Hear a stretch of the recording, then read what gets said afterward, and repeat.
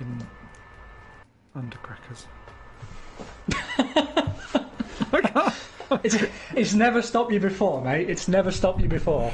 Not on YouTube. I You're need this monetization. Yeah. Boom. That's for my only F1 fans account. And on that note, on that bombshell, God, could you imagine that? Be a moob on each click. Hello everyone, welcome to the Failcast F1 podcast. La, la, la, la, la, la, la, where we are at Mexico, and alongside me, as always, suffering for the 11th year, I believe, in succession, it is the Deputy Zero. How you doing? Hello, mate. Some people will call it suffering. Some people would pay good money to go to a club for that. So, I see it as a win-win. I'm doing very well, although it is unseasonably, well, not unseasonably hot. It's just fucking hot, basically. And those of you looking through the zero cam will see the strange lighting that makes me look like I've gotten sunburn, which, to be fair, I probably have. I'm not actually in Fitzel's cellar. It's too bright for me to have the curtains open, and my curtains happen to be red, and I honestly don't know why they are. It's one of those things that I've never noticed before until now. I've lived in this apartment for 10 years. I've probably just noticed that there's red curtains and I've never bothered to change them. So there you go. Zero never washes his curtains. That's what you've learned already. Today's beverage, Red Bull Summer Edition, watermelon flavour. Get a load of that. Ooh, is it refreshing? It's a refreshing and tasty beverage. And I'm hoping that it allows me to pick up where I left off last week, where for the first time in, over half a season, I actually finished a race. Not once, but twice. And in the points on both occasions. So, let's see how well I fuck it up this time. To be fair, Mexico I'm quite fast at, but if you remember last year, you and I, we may have, there was an incident where we did a bit of racing, and we never learn when we race each other. And I was catching you, and I was so keen to get past you because you'd overtaken me. God, what turn number is it? God, I'm boring the arse of everyone now. You'd overtaken me out of a slow hairpin. Oh yeah.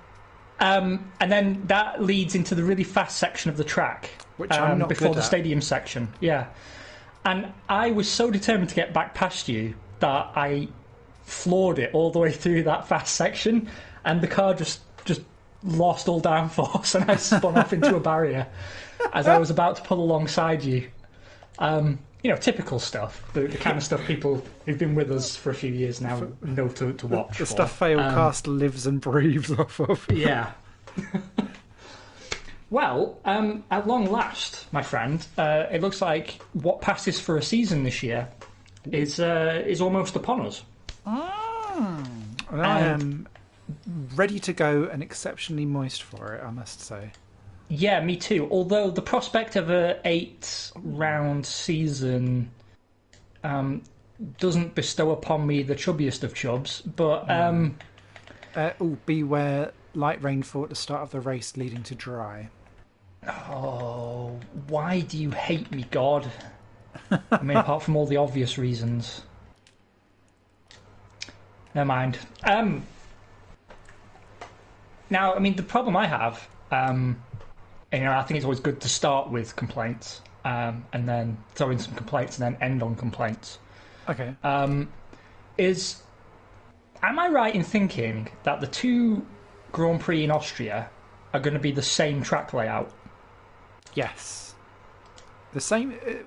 This is the problem that's going to be for everywhere. It seems like we're going to be having the same layout with the same rules each time around. Lame.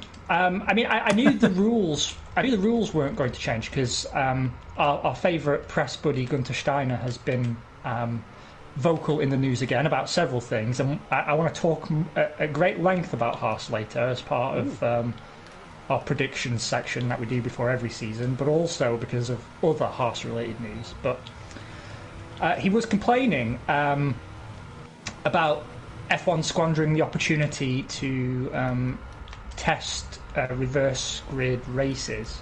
Mm-hmm. And I tried to get past my well-known and documented revulsion at the idea of reverse grid races, and sort of really think about the implications. And I was trying to think, what's in it for him? And I actually couldn't think of anything, because if this car is as terrible as last year's, all it's going to do is demonstrate how crap that car is as it gets just continually and processionally overtaken by every other car in the field. That is very true. Although, if they can't get the tyres warmed up enough and it's a very short race, they might be able to cling on to an odd 10th or 11th here or there, depending on how bulky Grosjean has become. Well, I mean, I was just really giving some thought to how that car performed last year. And I was thinking, like, you're right, maybe within a sprint race there's just sort of a natural ability to not fail so hard in such a short amount of time. But really, to me, it just seems pretty obvious that all that will happen is the car will get minced by everything around it, because it's not like it was even fast in the corners. I mean, it was fast nowhere. It wasn't as slow as the Williams, given, but it was crap. It was a really terrible car. And it fundamentally didn't work. And the only person who could identify that it couldn't work is the most inept Frenchman to ever don a helmet. Aww. I don't know why you'd want to embarrass yourself like that. I guess they're looking at it from a... Actually, it's interesting thing around reverse grid races is, where would the cameras look? Because for me, it's around, like, you would follow the action up. Like, traditionally, everyone's like, oh, well, we don't bother with the battles traditionally for, like, 15th, 16th, 17th. Like, no one's, quote-unquote, as interested because it's not for the win. So if you have a reverse grid race, but the Williamses are at the front and then the Hasses and so on and so forth, would the cameras follow those battles, or would they knowingly follow the cars towards the back of the field who we think are going to come to the front to watch those overtakes? And so therefore, would you be getting the kind of TV footage that you would be expecting? I wonder. Well, you make a very good point. I think probably opening lap, they would follow whichever poor sucker started on pole, and then I think it would just default to the usual names. Mm-hmm. You know what I mean? Like, it would always, the camera would always magnetise towards Hamilton. Let's be fair. He's still going to get the majority of the airtime, I suspect, and probably even more than he gets now, actually, because he's actually got someone to overtake. Mm-hmm. So now I think about it, it would probably be even worse in terms of, like, Hamilton saturation levels. Yeah,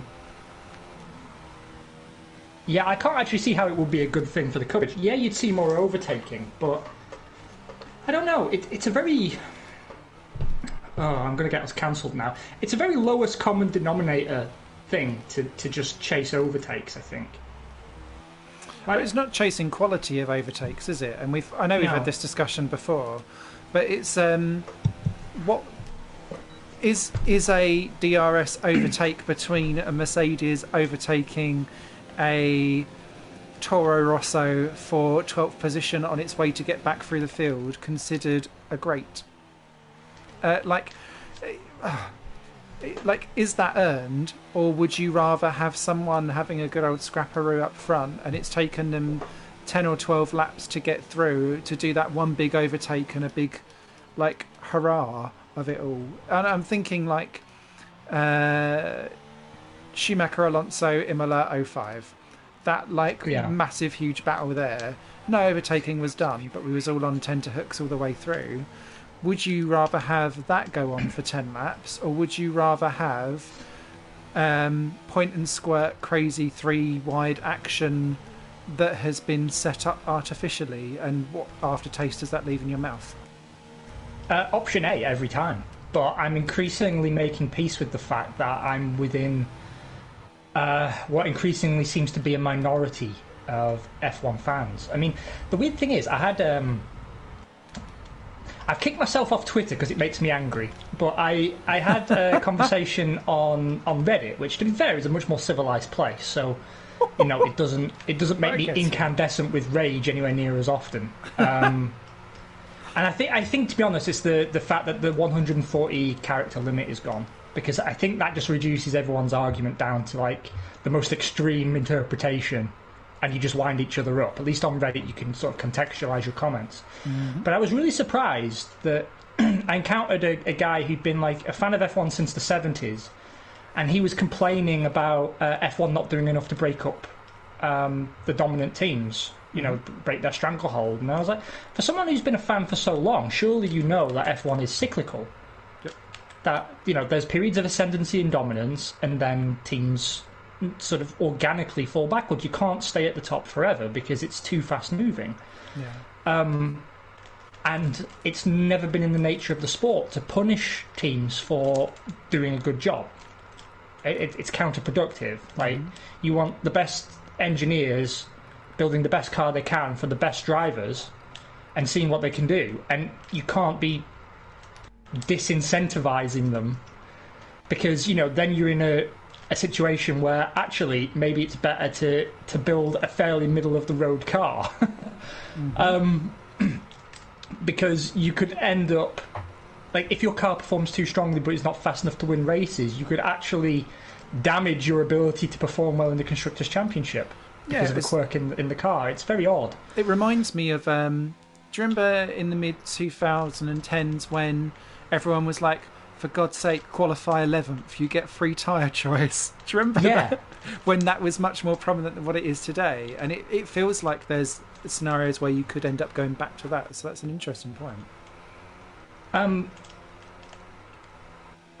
the more I talk to this guy, and, I'm not going to treat him with the same disdain as I treat people who think F1 should be a single-make formula, but the more I dealt with him, the more I realised that he wasn't really a racing purist.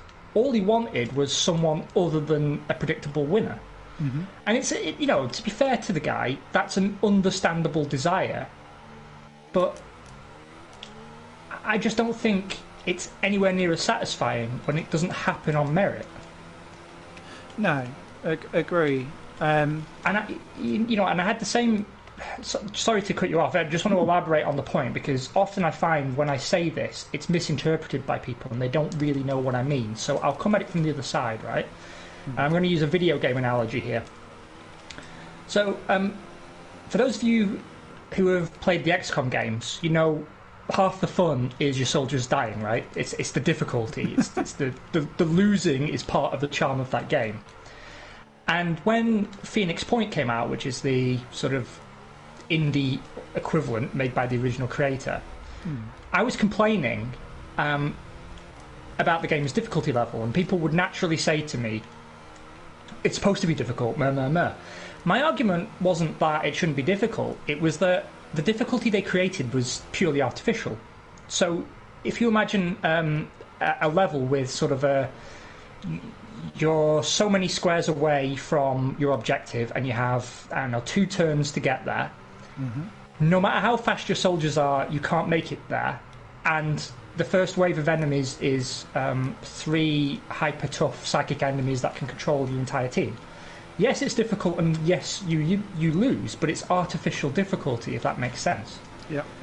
And I think that's just a mirror image of what I'm talking about. Like you cannot, whether it's making something artificially more difficult for a successful team, or as in the form of an artificially generated challenge, or artificially improving the performance of back of the grid teams. Even if you get kind of the outcome you were hoping for, it's contrived, and there's no joy in it. Mm-hmm. So I mean, I'm glad in the end that reverse grids didn't come to pass. And honestly, I just didn't think that Gunter Steiner had really considered how bad it would make his team look if it actually went ahead. Isn't it interesting? So diving back onto the reverse grid format, though, there was a really interesting video put out by The Race earlier on. It might have been over the weekend, actually. Basically titled "Why Reverse Grids Now Feel Inevitable for 2021." And it's because only Toto Wolff spoke out. And from 2021 onwards, with the new agreement of how, I was going to say Rich Energy. No, Liberty Media. No, not them. No. The way how Liberty Media have structured the way how voting can work is that you kind of only need, I think it's now 80% of certain types of voting. But it breaks down basically how voting is now going to work in F1. And there's like levels of boards that you have to go through. But it's basically, they've set it up in a way so that even if Mercedes made all of their customer teams vote against something in a show of force, that falls within the tolerance of how many people are allowed to now vote against something. So whatever now happens, there has to be a breakaway from like a falling in line B team, C team, D team consensus for something to now not be valid and come through.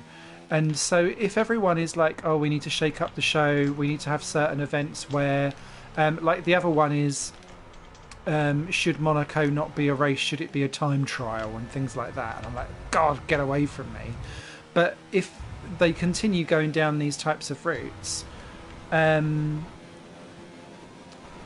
more that people are starting to cling on to the I'll go for any old chance to try and get my car at the front and hold everyone off, more of these things are going to start plying through, because now the voting that quite often actually keeps Formula One in stalemate could now actually see them changing things left, right and centre all over the shop.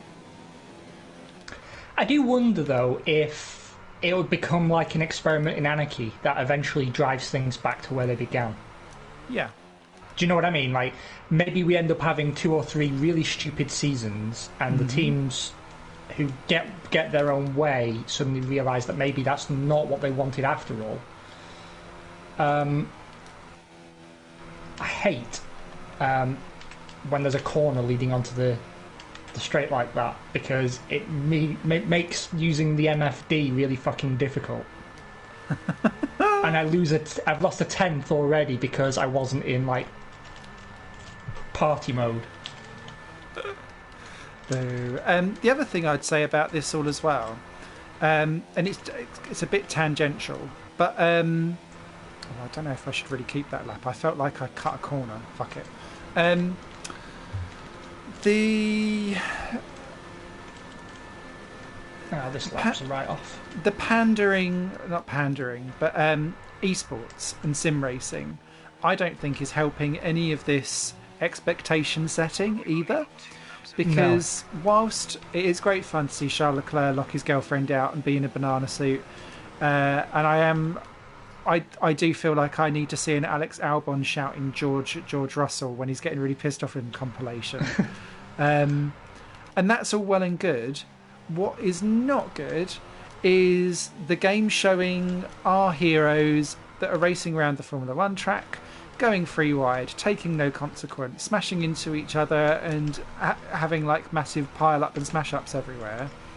And then people expecting that kind of mentality to carry through into the real world and real life, and not withstanding real world physics and things like that. And I just think that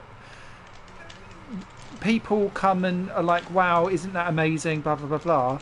Oh, the game is so much better than the sport because the sport doesn't have like explosions happening every 2 seconds and cars rolling around and smashing into each other, and it's chasing the wrong audience. Yeah, I mean, I still can't figure out why they're not on simulation damage. And the only thing I can think of is because it would show Codemasters that league racing on simulation damage doesn't work. Because really, if anyone should be driving on simulation damage, that lap's bought as well. Okay, I'm starting 5th best. if if anyone should be driving on simulation level damage, it should be professional Formula One drivers. Yes. That's my interpretation, anyway. And so you're right, and it's not. I won't just criticise F1 here because I see it all the time in Formula E. The virtual Le Mans had the same thing. Yep. And I mean, I don't actually watch these esports events, to be honest. But I know these events happen because when they bombard my Facebook with like edited highlight reels and everything, even when they're cherry picking what they consider to be the best footage, they look like abject amateurs. Yeah. And like I said on the last episode, the F1 esports done by esports drivers has a better standard of racing. With all of Because that damage settings turned on. Yes. Because they know how the game works. And there's genuine, strong competitive racing there. Respect. Yeah, and like they know the quirks of the game. They know like if I push here, the car is going to snap. Like even you and I know, right? Like you don't ride the curb on the inside at Bahrain, for example, because your car will just spin. Or sorry, I just got an achievement. Well done, me. Ooh. Well done. 4 and 5. I feel like you should be ahead of me because I feel like I cut slightly on my lap. I don't know, to be honest. Something isn't feeling right, and it's going to feel even worse in the rain. The only good thing is the fact that I knackered that set of tyres won't matter now because I won't be starting on them. That's true. But like there's certain corners that you learn while playing the game that like don't go near the curb or don't accelerate before this point in the corner because the game just throws you into a barrier and you learn. And the F1 drivers don't. And it's funny actually watching people like Charles Leclerc. I saw a clip of him driving Melbourne actually, where he I'm really bad with corner numbers at Melbourne. The fast chicane that goes into towards sector 3. Yeah. Like if you accelerate too hard on the exit from 12, it will spin you into the opposite barrier. Yes. Yeah, I saw him do that. I don't know, like 3 or 4 times. I was thinking, you're supposed to be like a potential world champion. What is going on? Charged. Oh, I like this. A zero-stop strategy. It will never happen, but yeah. Are you ready, sir?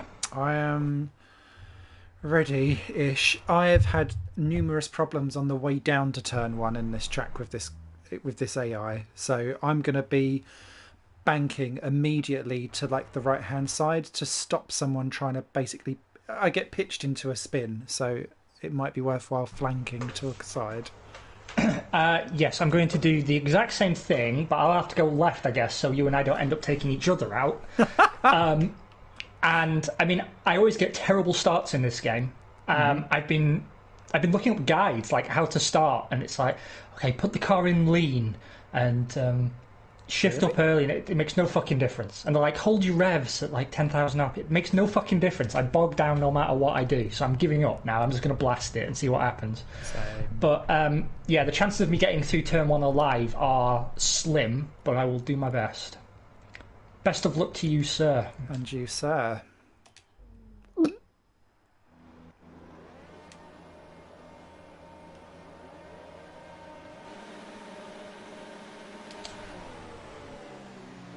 Oh, I've had worse starts, but I'm still going to get minced by the AI down the straight. Yeah, of course. Yeah, same.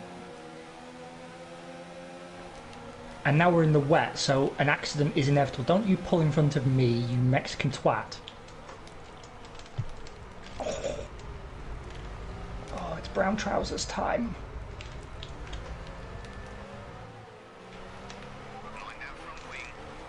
Stop ramming me! I had a Leclerc touch my ring. I'm now down to 16th. Oh, Christ. And I forgot to brake. Well, because I got pushed out onto the edge of the circuit and there's no grip there, so I had to come off the power to avoid a spin. I'm back up to 13th now, unlucky for some. Nice. I am still in 4th, but with a damaged wing.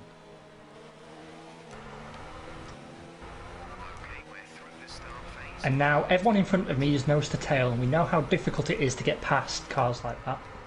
Oh, shit. You're not out, are you? No. I might as well be, though.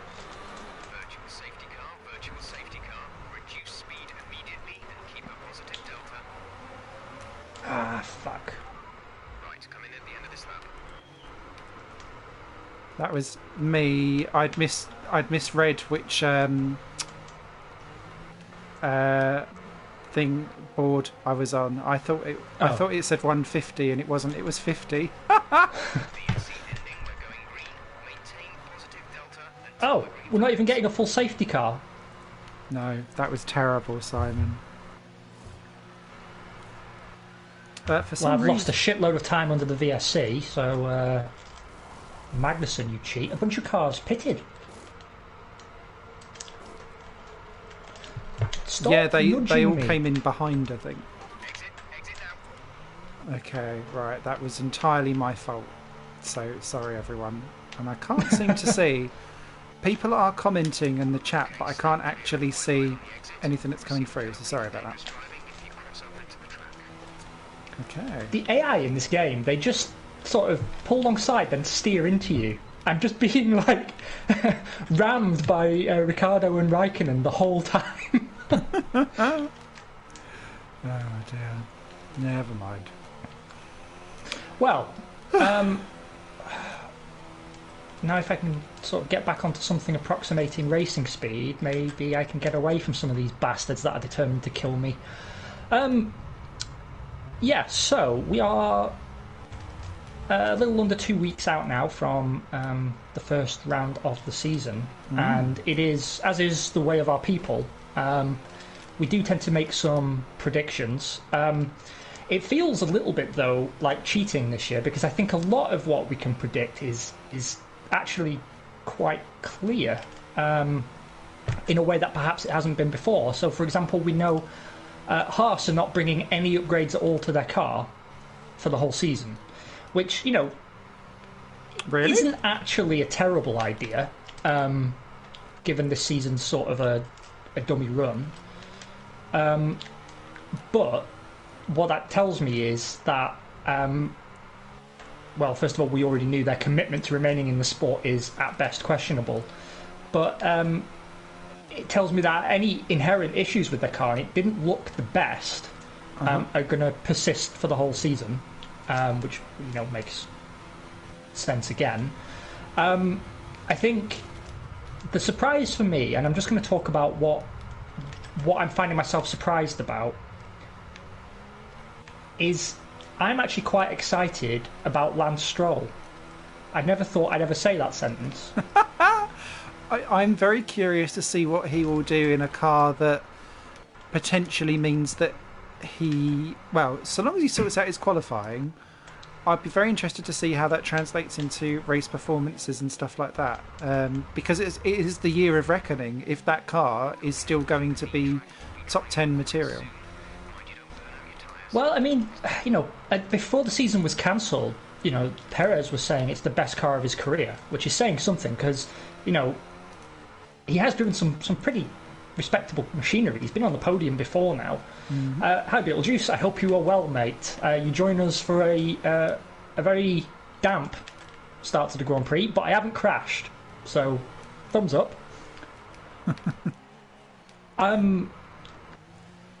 Well, the thing is that you and I were always a bit of a defender of Stroll, because obviously he gets a lot of stick for his dad and his ridiculous eyebrows, which, you know, fair enough. Go for it, mate. Feel free, fire your question away. But he had a respectable record in the junior formulae. and he's just never had a decent car. So I'm curious to see what he can do with a car that, by all accounts, may be the third best.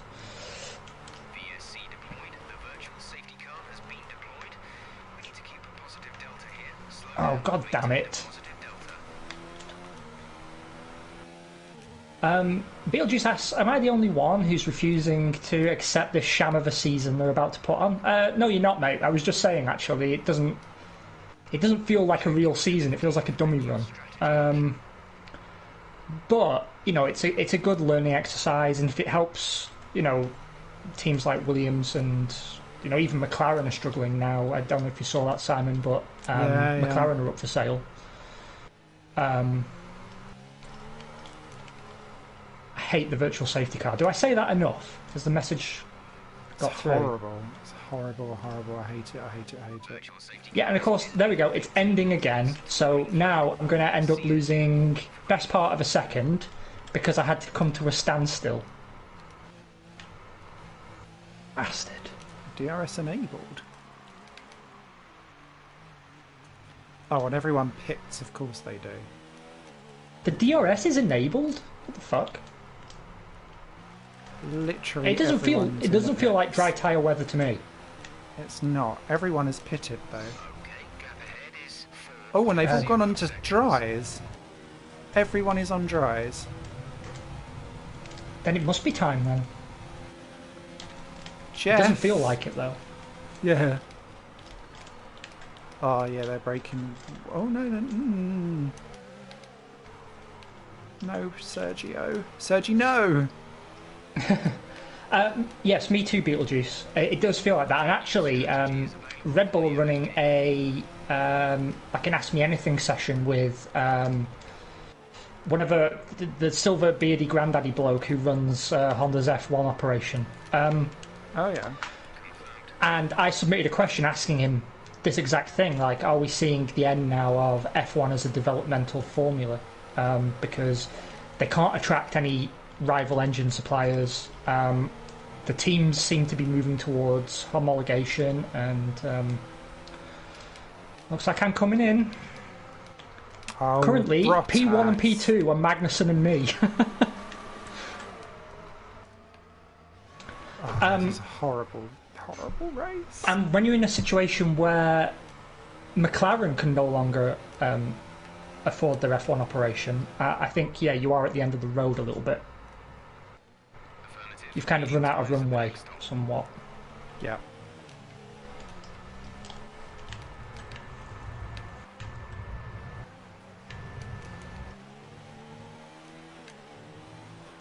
No, I agree.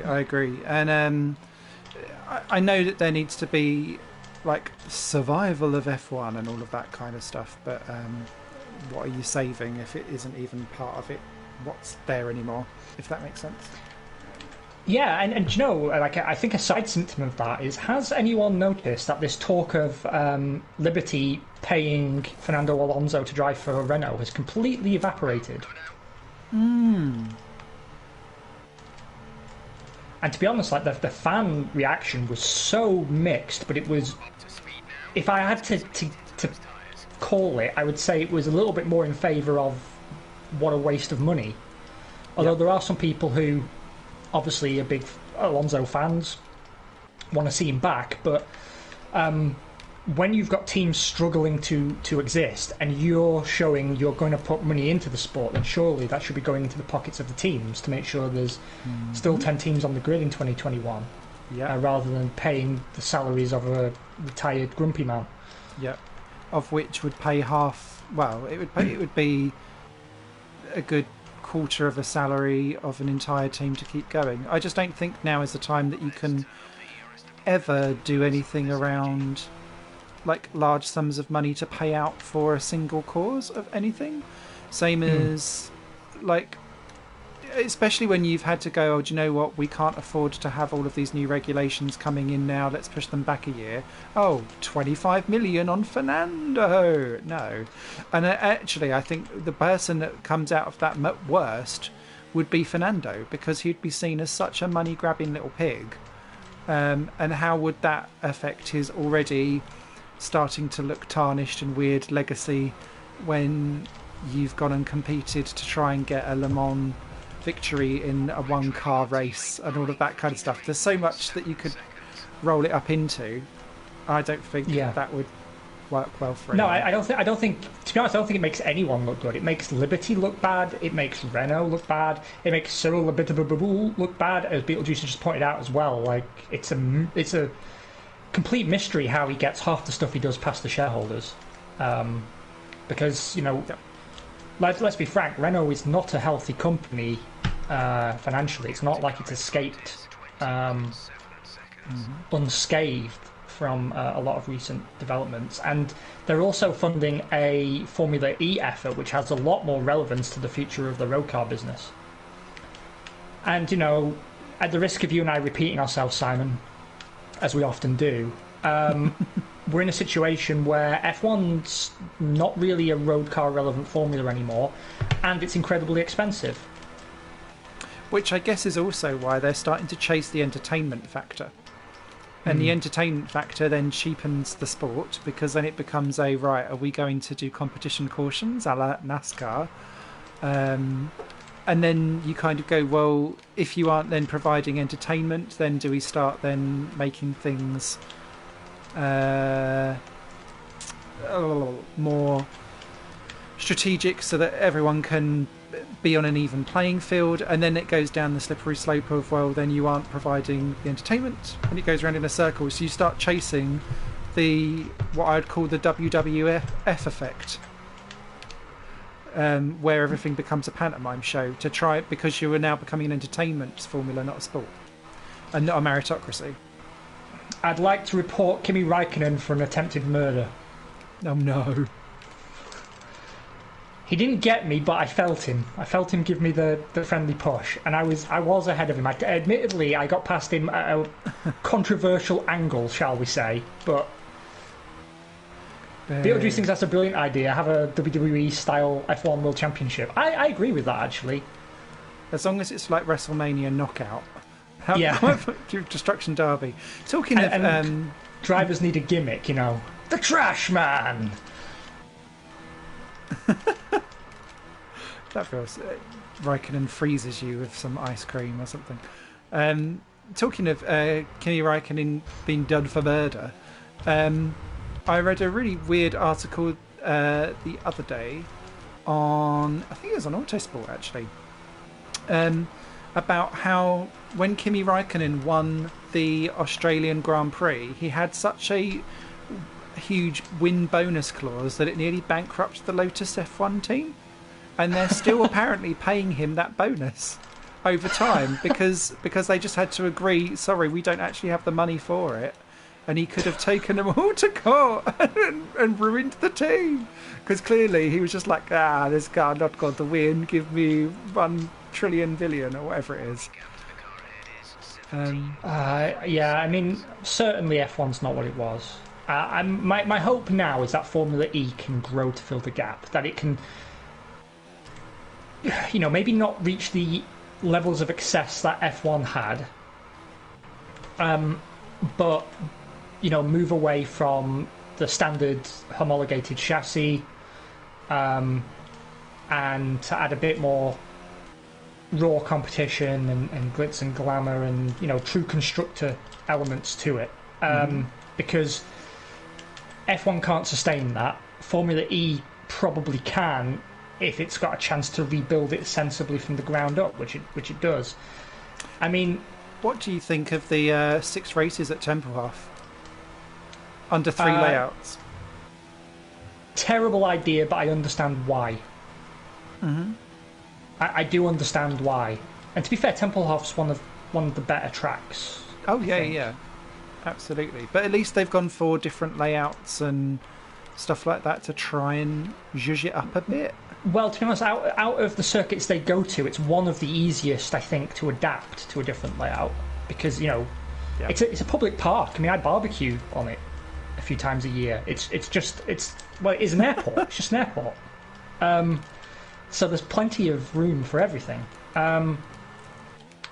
So if you were going to do that, then that's the track on the calendar to do it with. It's just there's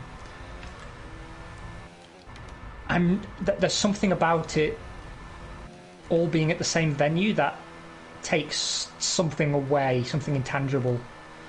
I agree. But, you know, it's not a deal breaker for me. I'm still going to watch it. I'm probably still going to enjoy it. I think, though, what I've learned is what we really need is Wipeout, real-life Wipeout, like that video I sent you the other day. For those who haven't seen it, you have to look it up, right? Because we all know, like, drone technology is come on leaps and bounds, and people are working on flying taxis. Well, some German guys bought a old Toro Rosso chassis, modified it, and replaced the wheels with propellers. And they took it for a test flight recently, and it's basically a racing drone with a human pilot. And I sent it to Simon just with real life Wipeout in capital letters because I want that so bad.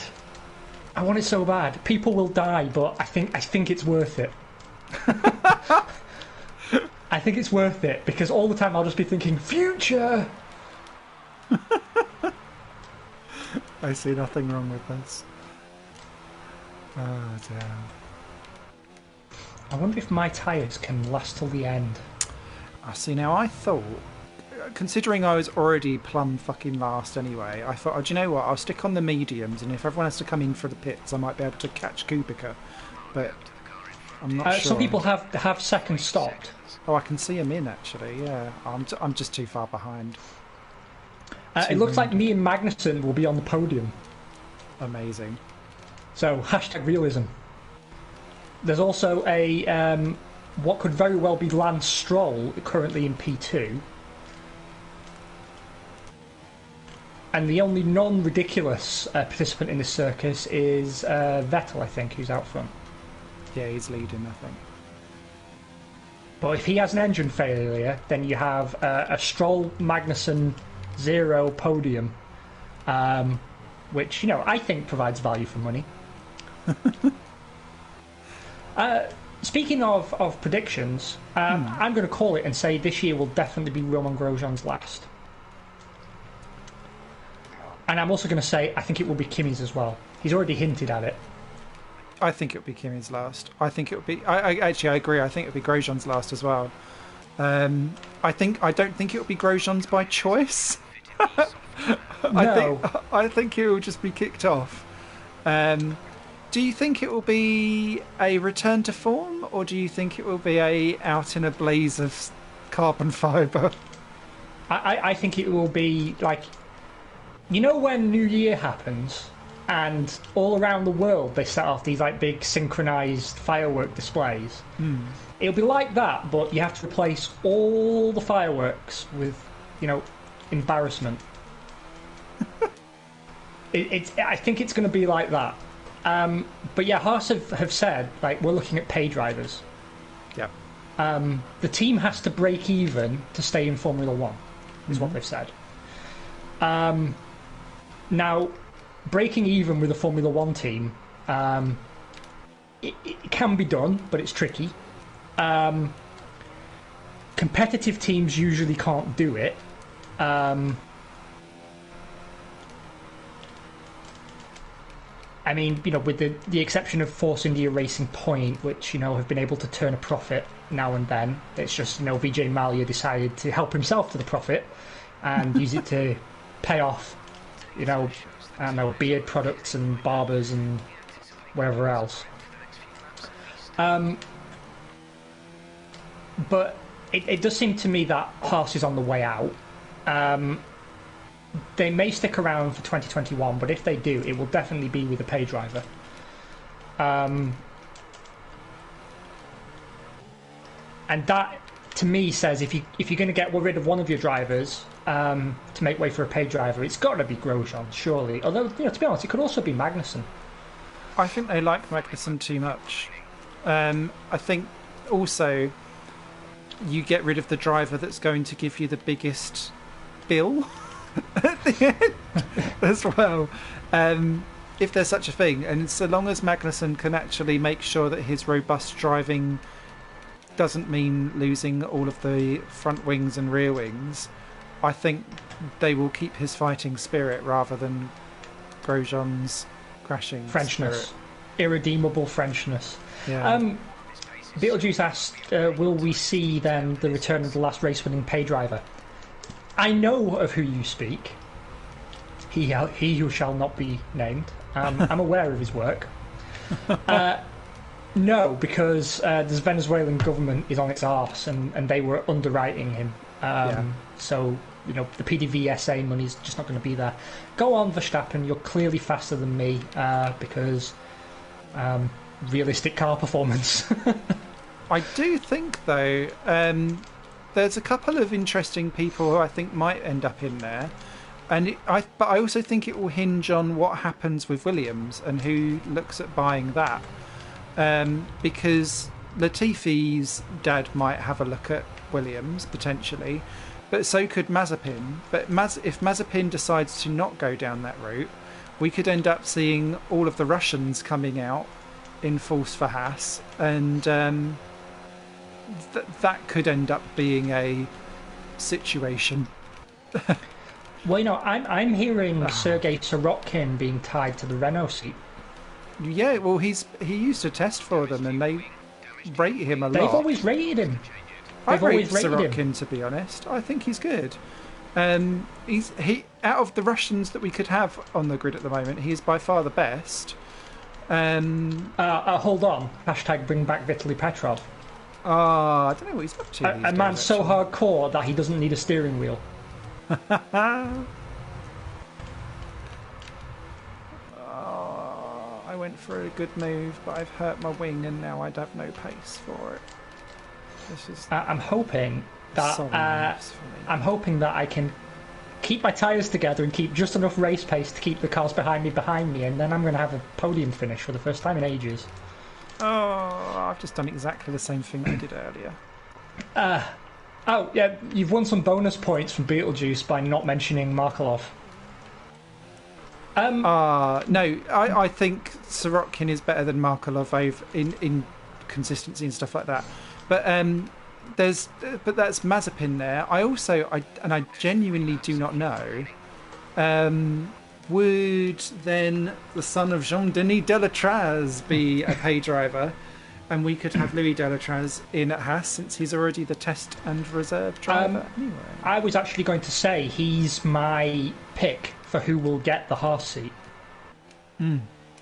It'll be him or outside shop Mick Schumacher, but to be honest with you, I think they'll put him in the Alpha. So do I, even though I don't think he's ready or has deserved it. But, you know, name. No. I don't know, but I get this feeling that Antonio Giovinazzi is going to be with us forever. I think he'll be okay so long as he can show that he can match Raikkonen's pace on his day, because and he can do. He just needs to stop the occasional brain fade crashy moment, and then he'll be okay. But he will never get promoted to Ferrari. He will always be there as the yardstick until they've got too many yardsticks a la Red Bull to go for. But Ferrari have a bit of a weird driver program at the moment. That they've got loads of people who've come to the end of it that they've not placed anywhere, and then like just no one really to come for a while after Schumacher and co. So yeah, it's just a bit strange. Could I take a slight aside from our 2020 and 2021 predictions for a second? Because there was something I meant to share with you at the start of the episode, and I forgot to. Please don't bring out the safety car. I'm on for a podium here. In my career mode, I'm now in Season 6. I'm about to win the Drivers' and Constructors' Championship with Racing Point. And how's this to tickle your funny bone? The current lineup, remembering this is 6 years in the future, the current lineup at Toro Rosso is Kimi Raikkonen and Daniel Kvyat, which I fucking love. Yeah, just an aside there. I always forget Kvyat's Russian as well. Sorry, he's probably the better Russian to be on the F1 grid. I tell you who I do find hard to predict though is AlphaTauri. I've got a feeling they're going to have a good car because it's basically last year's Red Bull. I think they're going to be.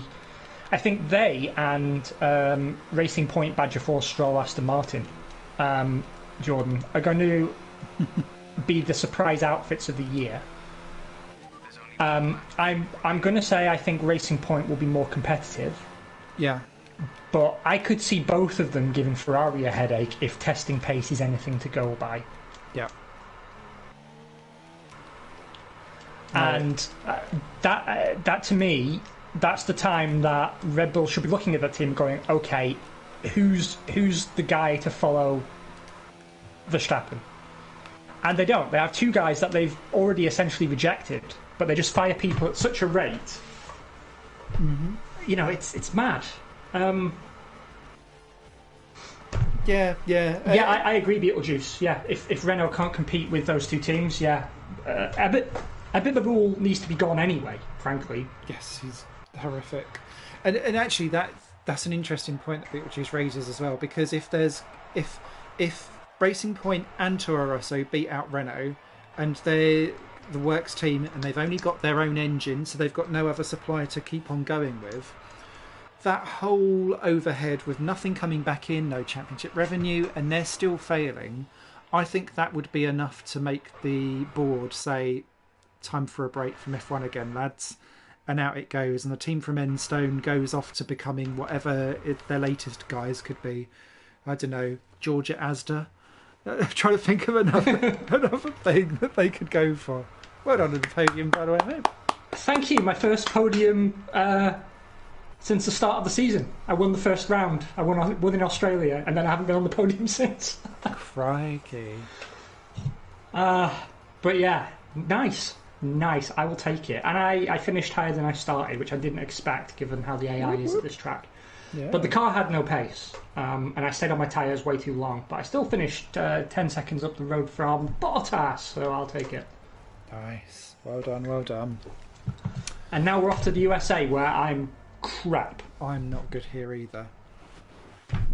Should be good. But, you know, live and learn. I can't place AlphaTauri as well either, just going back on that, because it seems so yin-yang-y. And the other thing that kind of makes me go, is I can't place Gasly. And I just don't know what to do with the man, because he seems to be so Toro Rosso'd in that it's, I'll be fantastic there in flashes, but then shies and everywhere else. And if the car works to his liking, that'll be great. But if he's getting last year's Red Bull that he couldn't for the life of him drive, does that mean he's going to have an absolutely shocking 2020 and 2021 and be out the door?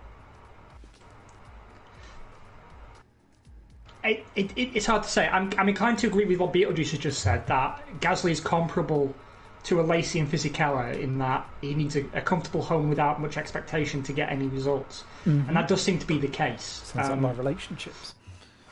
To be honest, though, I never rated Gasly particularly. No, you're not a fan. I never liked him either.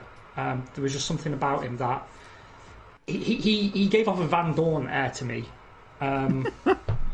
You know, just boring and uninspired. Beetlejuice also predicts that it'll be the last season for Bottas. I can't tell if I agree with you or not, because the thing about the lineup at Mercedes is that it works, and that's what they need. And I don't think they want to go back to a Hamilton-Rosberg situation.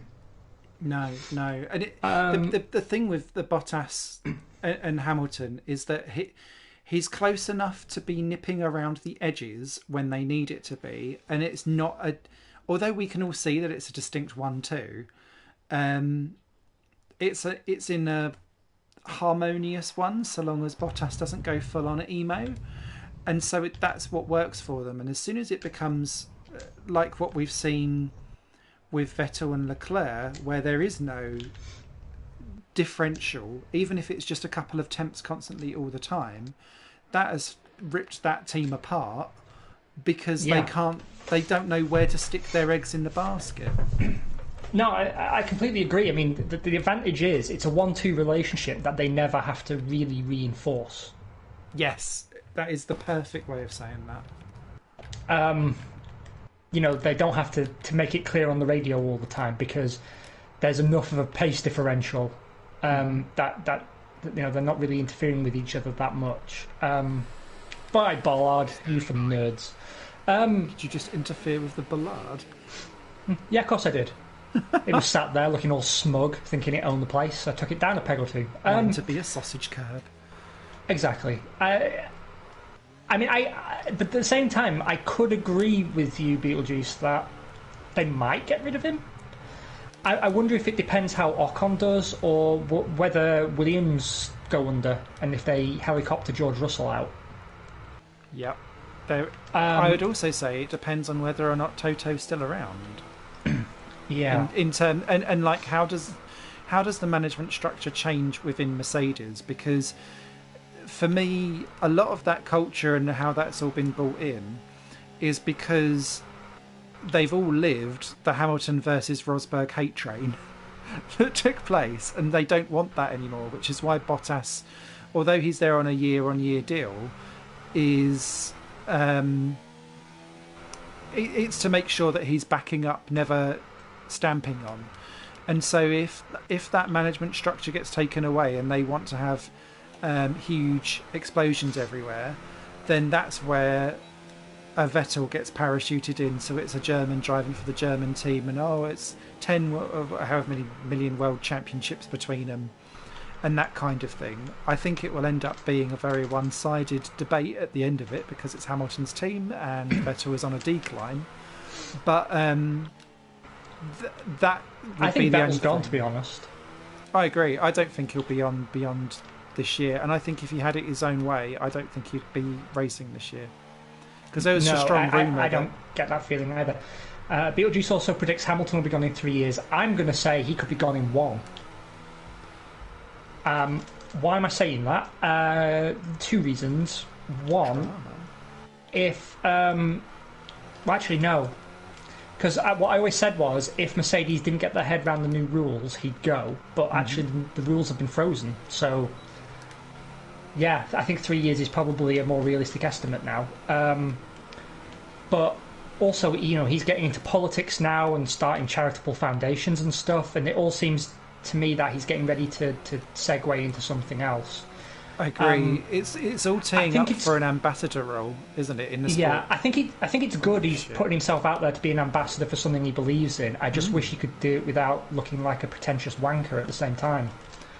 Because I don't know if you saw his announcement about him founding a foundation to help people, from underrepresented ethnic groups get into engineering roles and so on. Right, and that's totally admirable for me. Fine, make some money available. See if you can draw from a wider talent pool. As long as people get in on merit and not based on the colour of their skin, then that's totally fine by me. I want the best people building the best cars for the best drivers, and to me, that means you can come from anywhere in the world. It's down to your talent. Fine, super. But attached to the press release was a picture of him. Right, if Jesus was around today, that's what his publicity photo would look like. That's the best way I can describe it if you haven't seen it. It's like the most pretentious pose I've ever seen, and he's wearing all this jewellery, and I don't know, man, it just looks ridiculous.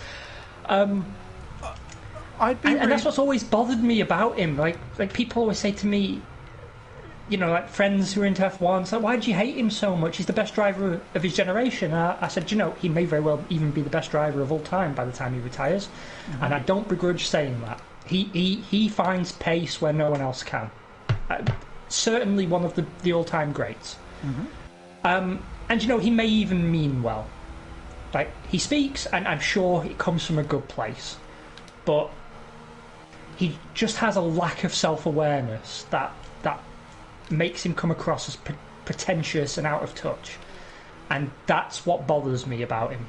And there's an arrogance to his words that I don't think it's totally warranted. Like the other day when he announced he was the only truly working class F1 driver, and it's like, no, no, you're not. Esteban Ocon is leagues more working class than you.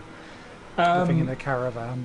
Jim Clark was truly working class. Ayrton Senna was truly working class. You know, no, you're not the second coming of Christ. Stop it. And you know, now he's speaking up for you know, the Black Lives Matter stuff, and you know, there's an admirable message buried in there somewhere, right? And we're not a political podcast, we're not going to get into it, but suffice to say that at the core there's an admirable message, even if there's some dodgy views on the periphery, and there's some mixed, shall we say, responses to some of the things that are said and done. But at its core, it's well intentioned, so you know, fair dues. But when he stands there and says, you know, no one's victimised like I am, and we should get rid of every symbol that's got anything to do with racism, and he says it while wearing a hat branded by a company that directly profited from the Nazis, that pays him millions of dollars, and a race suit designed by a company founded by a self-avowed Nazi, it just comes off as a bit out of touch. And I'm not saying he should just stick to driving, but I think he could potentially help his message and himself a bit more by thinking a bit about how he passes along his message. Regardless of all that, though, it does definitely seem like he's lining himself up for some sort of post F1 role. And I'm encouraged that he seems to be going in the direction of charity and advocacy rather than fucking hip-hop, which none of us wanted. I mean, I'm pretty sure this is the sort of thing the Geneva Convention was written to prevent. We don't want him going into a position where he's releasing a hip-hop album. I don't think that's good for anybody. So, you know, I'll take that. Moving, you know, found an NGO, go spread a positive message. Use your fame and wealth to champion some good causes. That's awesome. Go do that. But for the love of God, please don't release any of your music. I still haven't forgiven Jacques Villeneuve for the same mistake. Boo. There was it's interesting because I think he could do an awful lot of fantastic work in helping support. Let me dive back again. Caveat: we are not political people, and we can only see with the views of what we've had and all of that kind of stuff. But there's something around making sure that all of those opportunities are available to people who don't get those opportunities normally in a grassroots environment, because it's not about getting the entry into Formula One and having the door swung open so that everyone can go in. It's about making sure that at the grassroots level, those opportunities that may not be available to people from a variety of different backgrounds. It could be from race, it could be from socio-economic. There are so many different pockets that don't get exposure to any of these types of opportunities and the ability to have people invest in their talent. Lewis specifically, as the most visible and prominent person of his ethnicity, could really, really make some humongous waves there. And so I find it really, really encouraging that he's using his platform and all of that for good. I do agree, though, that and maybe it's a marketing thing and I'm just old school, but it's what comes first, the personality or the message? And I would rather have the message front and centre to see that he is part of the supporting network.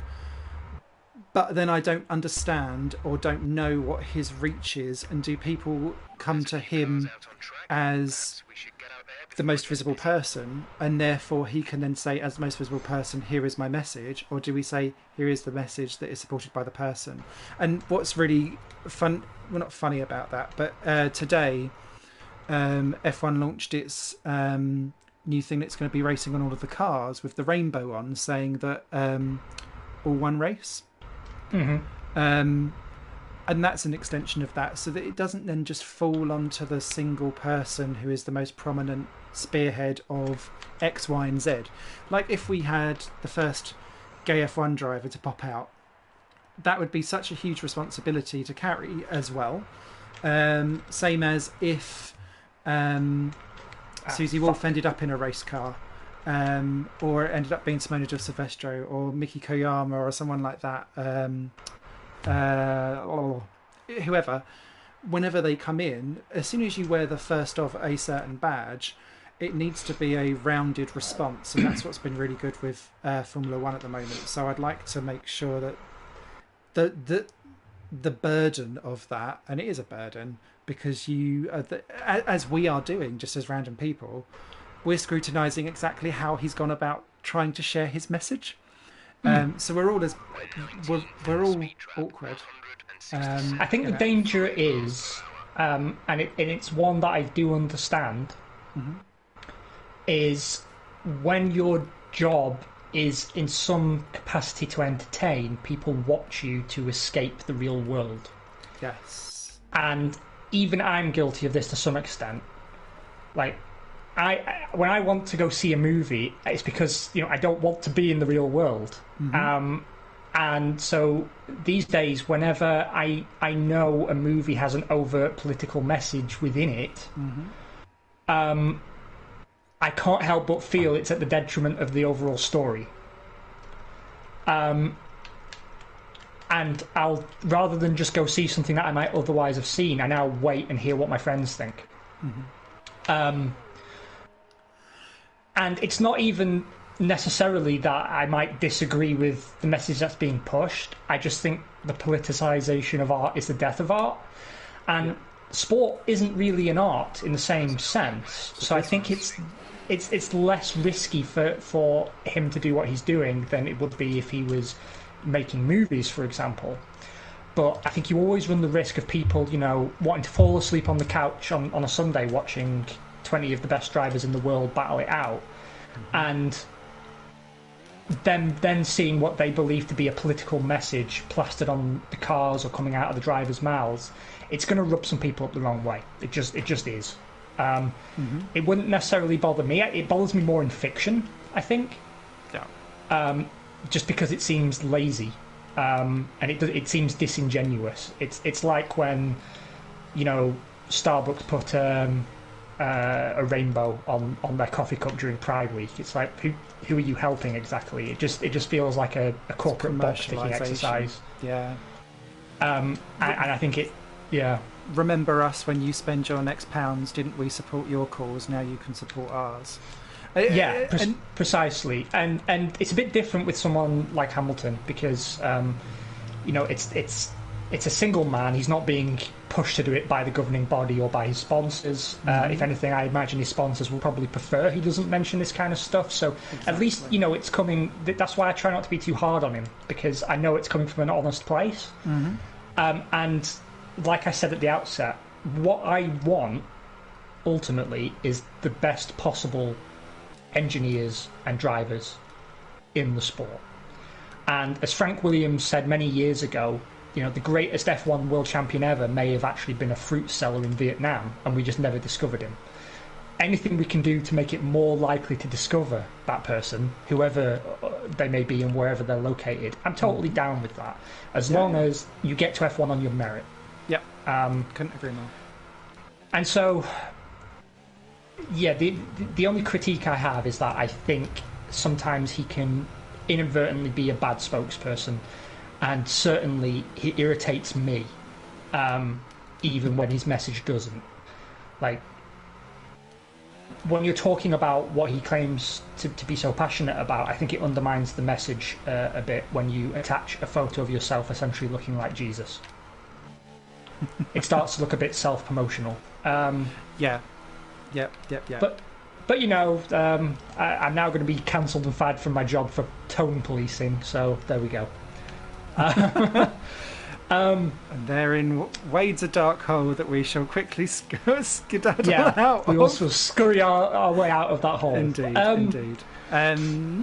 But to bring it back onto topic, it does still say to me that he's really starting to think about his post F1 role, and he's been talking like that for a few years, to be honest. I remember Lee McKenzie interviewing him already like 2-3 seasons back, when he still had, it must have been 3 actually, when he still had Rosberg as a teammate. And he was already at that point talking about, entering the latter phase of his career, and he was in a phase now where he just wanted to enjoy each and every race, because at some point, he's not going to be there anymore. And I think, his peers and former teammates retiring, I think that also has to hit you a little bit. I'm pretty sure, Jensen retiring, for example, you're probably going to realise that this doesn't go on forever. Yeah, and I think also as well it'll be when the dream team breaks up, because I remember when Schumacher retired from Ferrari, and then Jean Todt went at the same time, Ross Brawn went to Honda, and it was a breaking up of a whole thing. And we've started to see the Mercedes engine guy has gone, hasn't he? Yeah, and we know Toto Wolff is going, and obviously we lost Niki Lauda. Yep. So who's there of the dream team apart from James? Obviously there's going to be other key people there as well, but like, when do you feel like the stuck horse that's the linchpin that's holding it all together, and then do you start to feel outdated, and do you start to bring in another selection of team and people around you? Because look at how many years that took for Mercedes to build, 2010 to 2014 before, and a formula change. So do you want to hang around and try and build Dream Team 2.0 or not? And I would suggest not.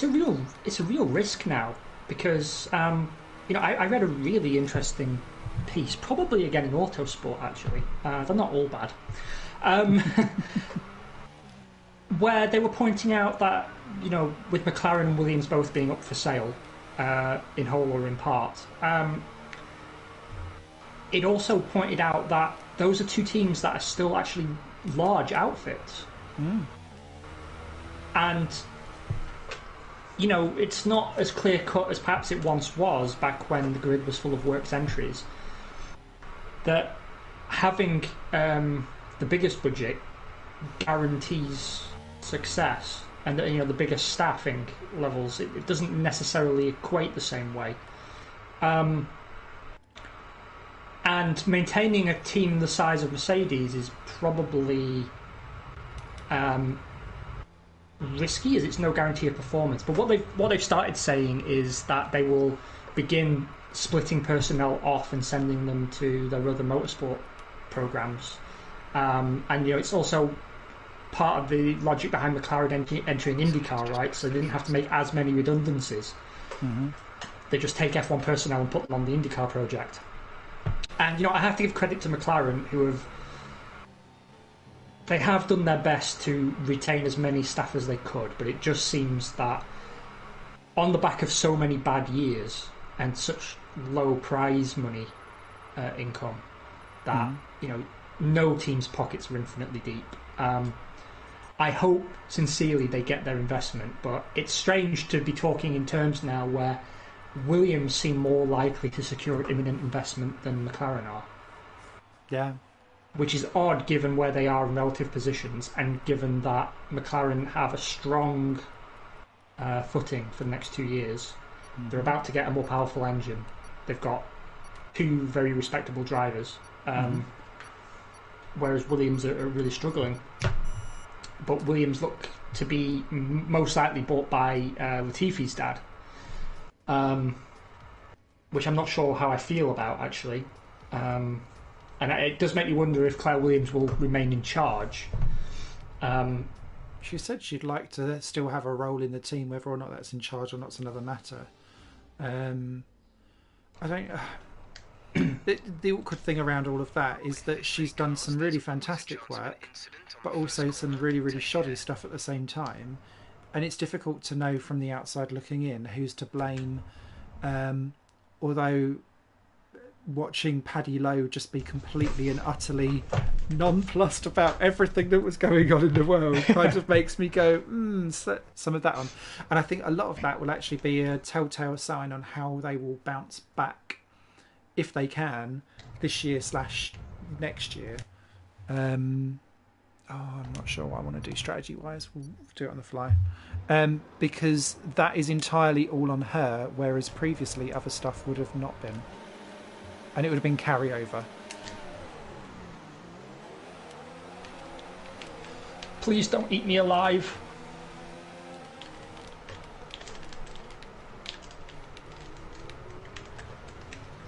I could see your front I just broke super early. Like, I wasn't going to risk it.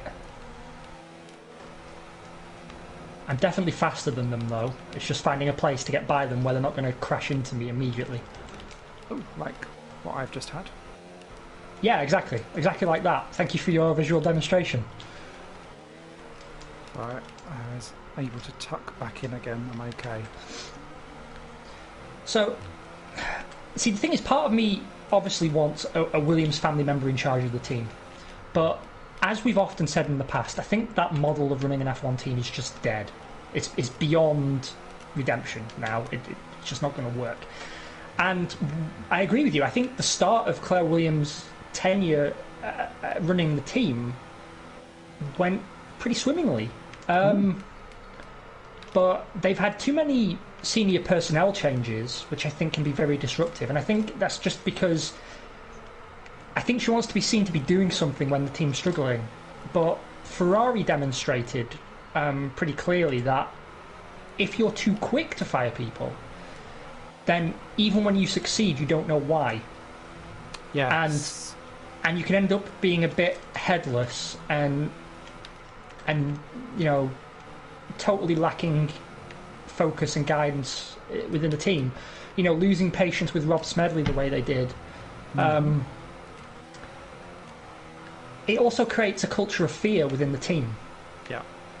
And the last thing you want is people feeling unable to come to you with problems because the problems then fester.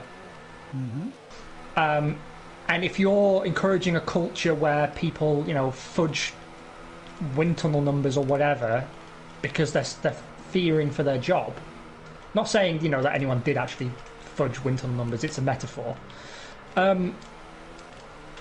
then you know you're going to have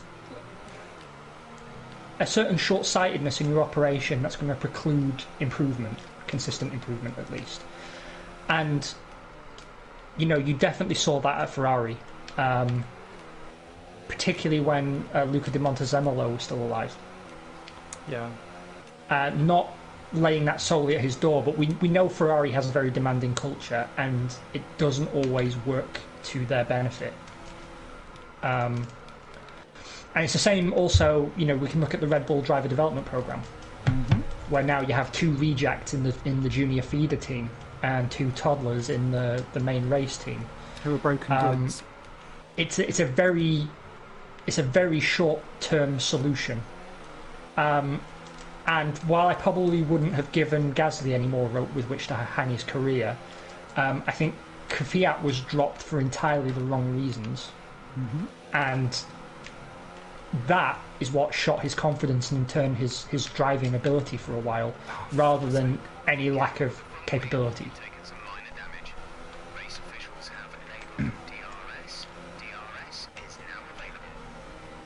But I think we're beyond the point now where Claire Williams can stay in control of that team with any credibility, unfortunately.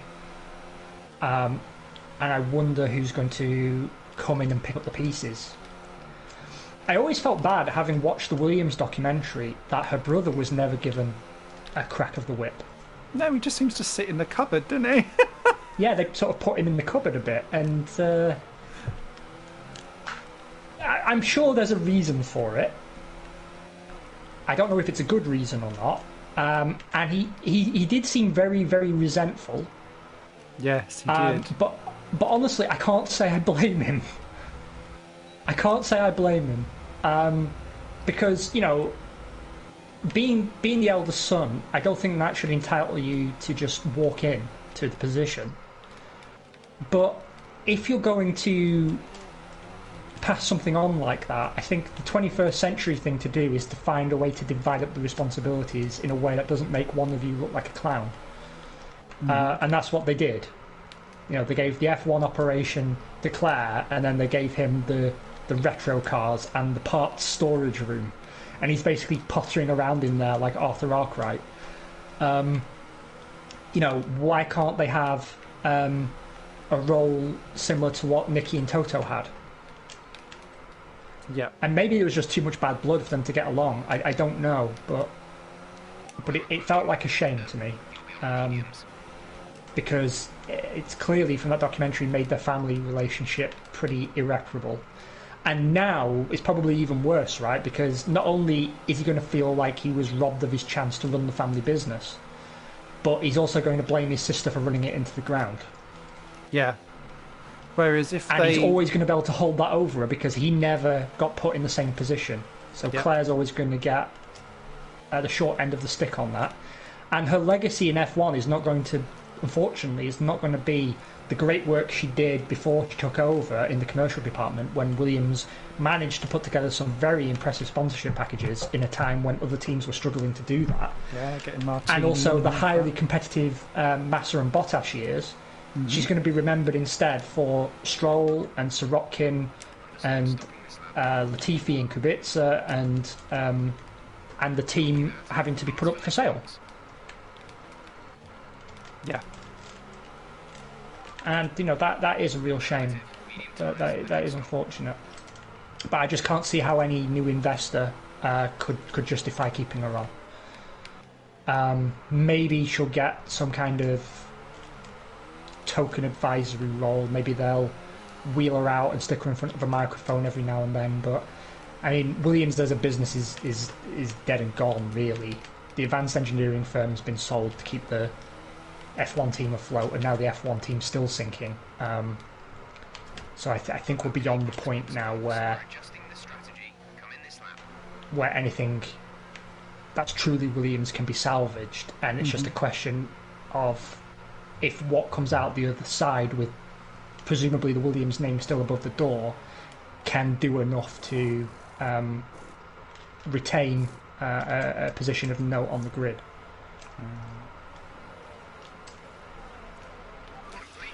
It's interesting. I don't. Yeah. They need to do something, and it needs to be thought as a F1 historic thing as well, because they get those historic payments through, don't they, from Formula One. So whatever they do, does that then affect it as well?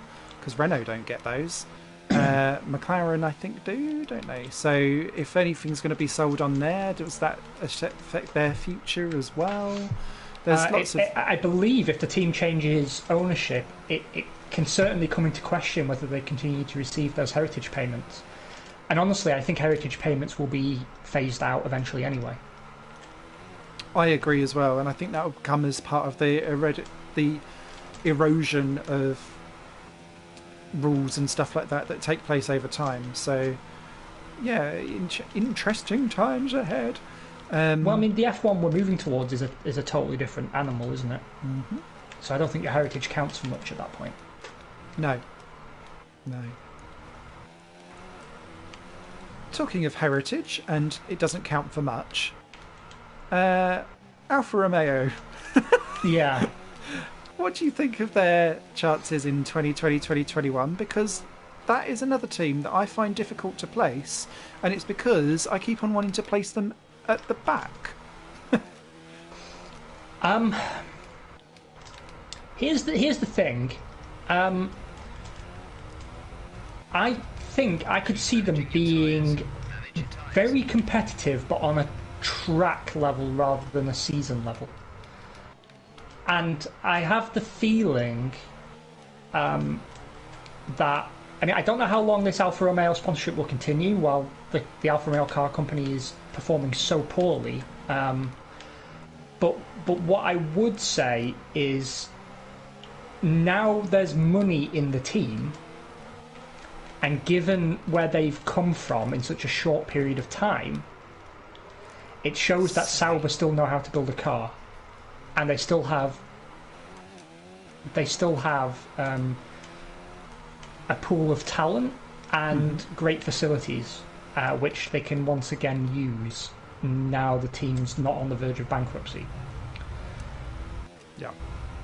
So I don't know. What I could see is a return to what I suppose you could call the Sauber of old in 2022, when the rules finally do change. I think what they'll be doing is working towards making sure they nail the formula change rather than any short-term gain. And I imagine within their management meetings, they're probably thinking, well, whatever happens, we should be able to remain ahead of Haas and Williams. Yeah. Even if we don't develop the car. Because Haas have admitted they're not developing their car at all. And Williams may not even be around. So, as long as... And I'm pretty sure, to be honest, they should outperform Renault, to be quite frank. Ooh, Hamilton's out. Like, I really do think they'll outperform Renault. So, interesting times ahead. I think 2020 will be somewhat interesting purely because the teams will just be able to push at every Grand Prix, and they'll be more incentivized to. There's less concern about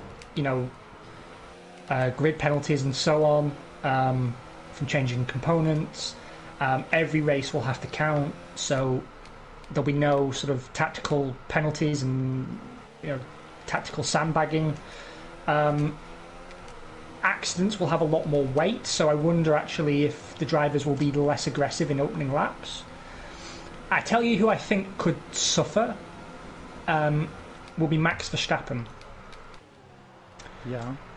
Because if it's an 8-race season, given his competitive nature, and we know how hot-headed he can get, and how many times people like he and Vettel have come together in a season, I could see him, particularly if he has a bad start to the season, I could see him getting very, very frustrated and throwing away a lot of good results. Can we all stop running into each other, please? Please and thanks.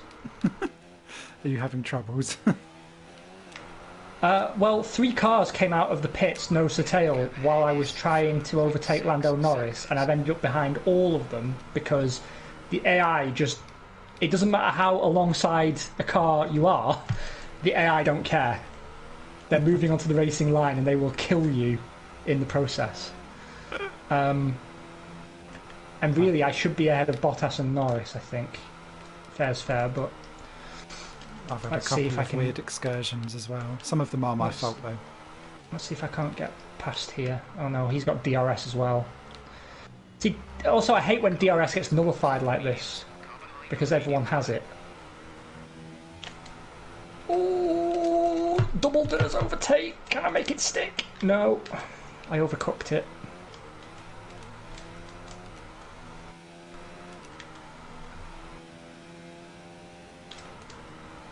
But I will get you, Bottas. I will get you. I'll get you next time, Bottas.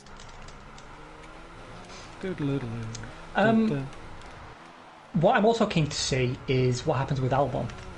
Because particularly if Verstappen does get too hot-headed, it would be... I'll be honest with you, it will tickle me no end to see Albon finish ahead of Verstappen in the standings. And if you have a couple of shitty races where you've taken some people off and he's going around collecting 5th and 6th or whatever, that is a very real possibility of a point collector being a much more efficient way of doing well in a shorter championship, because every result does matter. Yeah, precisely. And, let's also not forget that Red Bull are genuine title contenders this year. Mm-hmm. Because that Ferrari from all the signs that we have, as unreliable as they may be, that Ferrari looks bad. And I don't know what they've done to make it so bad, but it does look like a pretty crap car, but based on recent standards. So I really want to know how that's going to play out. But if anyone stands to benefit, I imagine it would be Red Bull. And it could also then mean Albon. That I went for a dive bomb on Bottas, and of course he took my end plate off, but I deserved it. It was a ridiculous attempt at an overtake. Problem is now, if there's a track where you feel that you've lost an end plate, it's this one.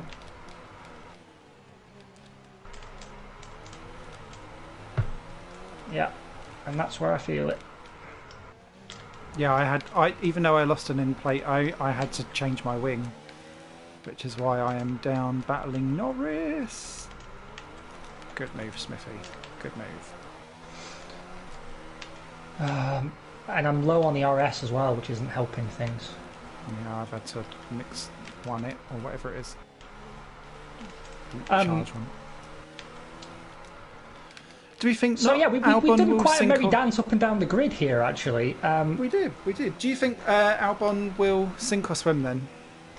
Swim. Agree. I honestly, I think to a large extent he's already proved himself. He got thrown into that pressure cooker. He'd be a podium sitter if it weren't for Lewis Hamilton hitting him, which everyone recognises. So certainly he's proven more capable in that seat than Gasly ever did. Mm-hmm. But also, he's shown that he can handle the pressure. And I think it's because, and it's too early in his career to say definitively, but he strikes me as having the same apolitical quality that Kimi Raikkonen always had. Do you know what I mean? Yeah, able to cut through the dynamics of a team and just get on with it and keep his head down and work at it. Yeah. I don't care what you say, I'm going to drive the way I drive on track. Yeah. And that's the best way for a driver to be. And I was kind of hoping Leclerc would be like that. Because Leclerc struck me as a lot more self-reflective than many drivers his age, particularly during his Alfa Romeo stint. Mm-hmm. He'd be the first to say, okay, that was my mistake and I need to work on it. And I thought, okay, that's the quality that's going to mark him as a future champion, because this is how people like Senna and Schumacher got where they did, is because they were hard on themselves, arguably too hard, but it allowed them to say, this is a problem and I'm going to take responsibility for fixing it. What I don't know is 3-second time penalty, fuck.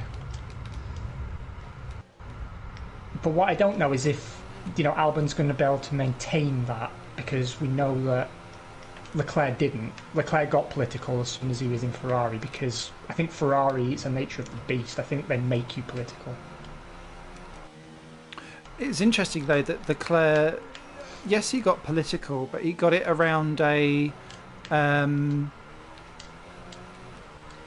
not a passive way, because it wasn't necessarily passive, but it was more of a, I understand what you're doing, but we will talk about this later, and blah blah blah blah blah, and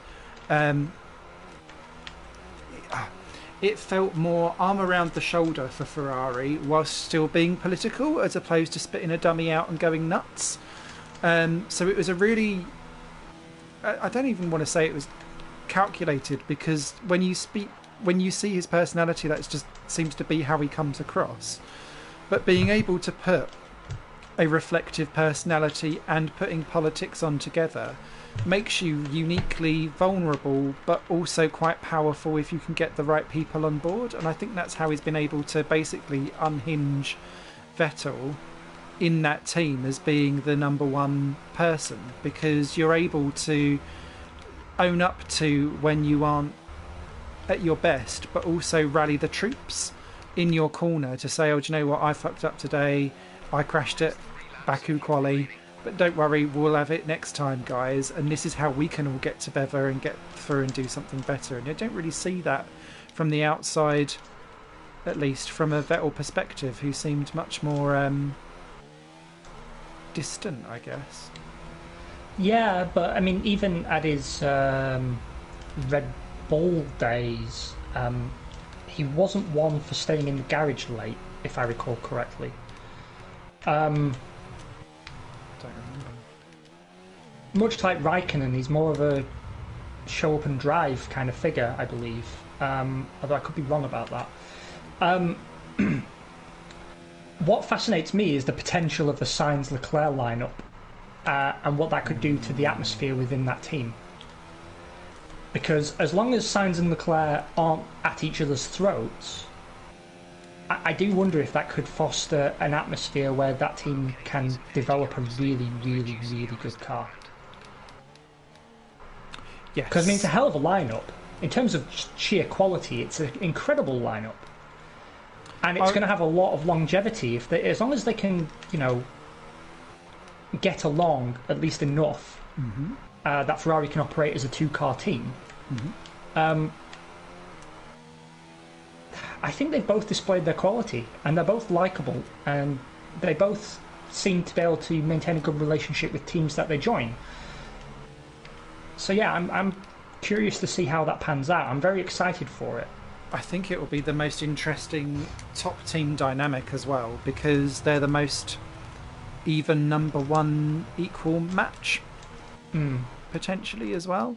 So you've got working, because you can have that, and you saw it with I was going to say Sainz and Norris, but that's probably a bad example, where you've got two drivers who push each other positively.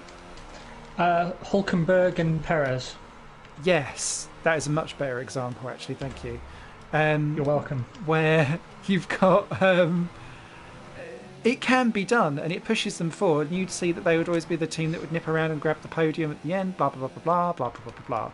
So it can be done. It doesn't always have to end in tears. And I would also argue possibly you could say Alonso Button, two-world champion, they would work together in relative harmony. Although Alonso would probably have a lot of number one clout around in that one as well. But I think if the drivers have mutual respect for each other, that's the starting point.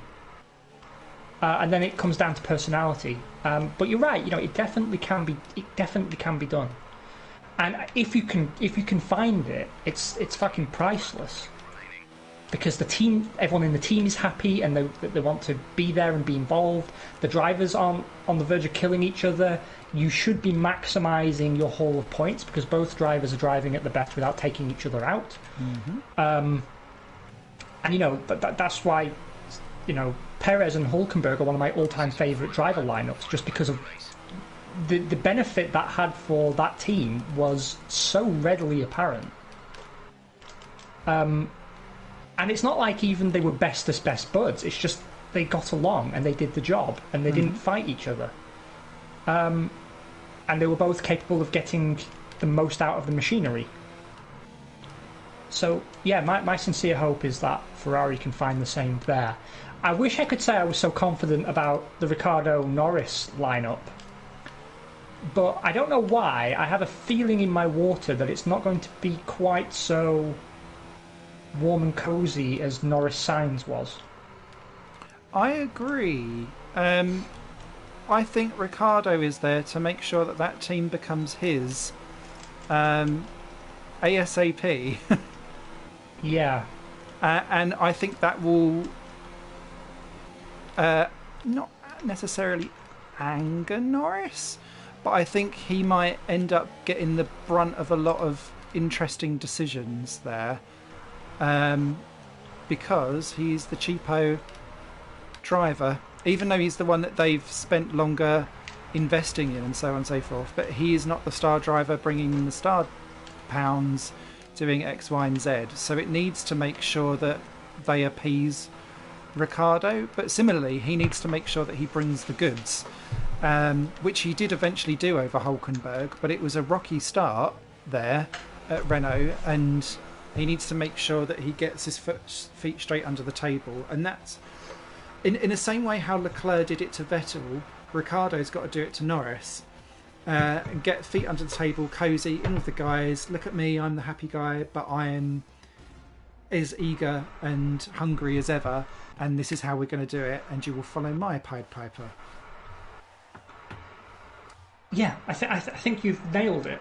I think there's going to be more pressure on Norris. Yep. And, Ricardo's going to come in with a level of frustration from how his Renault years worked out. Mm-hmm. I just don't see them playing as nice together. And I don't know why, but I also get the feeling they'll both underperform. It needs to be that looking at each other and making sure that they both push each other like the Hulkenberg Perez and feed off of each other, which worked when it was Sainz and Norris. I don't necessarily think it worked with Ricciardo and Hulkenberg either. No. So yeah, and actually it's a really good point that you brought out about the frustration, and what Ricciardo needs to remember is that he's moving from mid-team to mid-team and to not take the baggage of Renault with him. And if he comes in angry and aggressive, McLaren will only take that for a few races, and then he'll be giving himself a short, sharp kick up the booty to sort himself out. Because especially with a team that is sacking or making X amount of people redundant, he's gone there on a salary. He needs to perform, and all of the real world connotations of we've just lost 1,200 jobs, mate. Stop being a sulky bitch and get on with it. He needs to make sure that he plays that in quite nicely. And Zach Brown having a boner for him probably won't go as far as it did with Alonso. Exactly. But honestly, I can't shake a feeling, and I can't quantify for you why I have this feeling. But I honestly get a feeling that Ricciardo and Norris are both going to be, in their own way, disappointing. And Sainz leaving for Ferrari is going to end up being bad for everybody. I don't see Sainz at Ferrari being a long-term fantastic thing. Even though I think in the short term it will obviously be able to open up the world to Sainz being a ta-da moment and everyone being like, oh, he was great all along. Yes. But I just don't see it being a long-term investment, and I can see it falling apart. It doesn't feel natural. The thing is, he's proven his quality, but I don't know how he and Leclerc match up. Then again, he was able to go toe-to-toe with Verstappen, so I don't want to underestimate him either. But the thing is, it could very easily turn into a Irvine Barrichello situation for him, when instead he could be spearheading a resurgent McLaren. I think Sainz could probably do a better job than Norris or Ricciardo of continuing McLaren's march up into the podium positions. Mm-hmm. I think Sainz's season last year will have put the idea in Ricciardo's head that he can come in and do the same. Mm-hmm. And if he doesn't, he'll get extra frustrated very quickly. Mm-hmm. Yeah, the whole thing, I think, could turn out to be a well-intentioned mistake. What else does it say if Ricciardo doesn't go to McLaren and the McLaren resurgence stalls? Because then he couldn't work it at Renault and he couldn't work it at McLaren. Does that then say something about the organisational and driver star power prowess of getting a team behind you? Because you kind of say Alonso, wrong place, wrong time. But actually, was it poisonous atmosphere that suffocated a team that meant that it couldn't resurge until that poison was removed, which was what the Sainz-Norris antidote was all about? And I think my worry, and I think might be the same for you, is that the Sainz-Norris, McLaren, Zach Brown love shoe-in seemed like such a feel-good story that hadn't run its course. It feels like someone's gone in and done a Jewish on them before they've actually had a bar mitzvah and any kind of celebration. Yes, I know exactly what you mean. And the analogy that compares Sainz to a foreskin is, mwah. It's you're right. It feels like a buddy film that ended too soon, and I'm not saying that because I enjoyed seeing them in a team together, although I did, but it was working. Everything about it was working, and I don't think until the wheels start to come off, you shouldn't be preemptively disrupting things.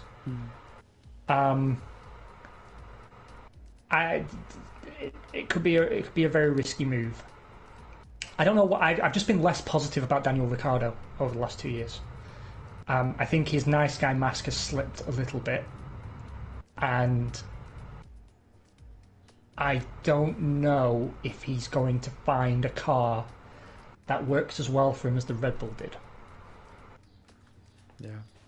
And I don't know if that's something about his driving style. I don't want to be too harsh in judgment because the Renault was a hump of shit.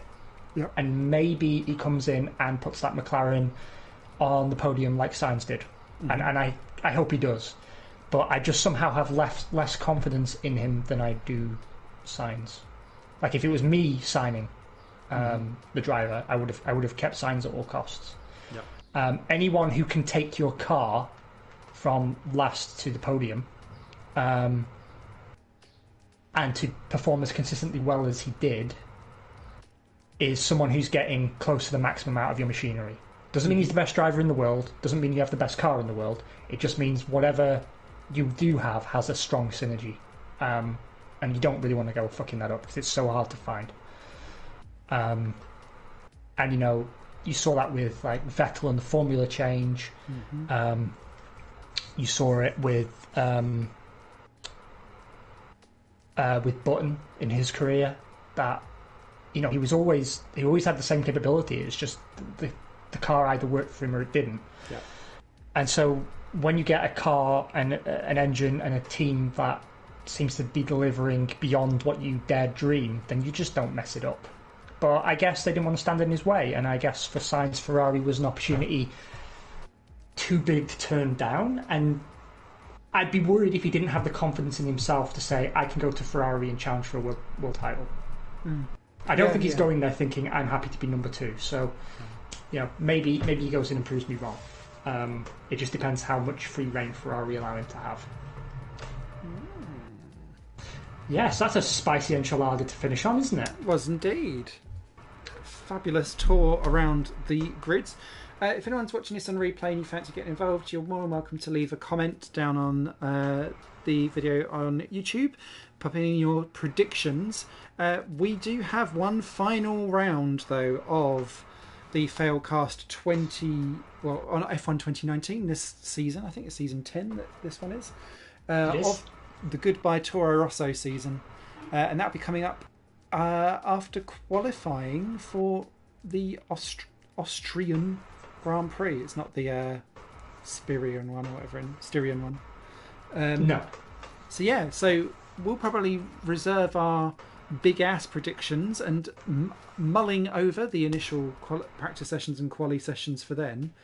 But until next time, you guys all take care. Big love to you all, and thanks for watching. Thank you, guys. Have a good one. Bye.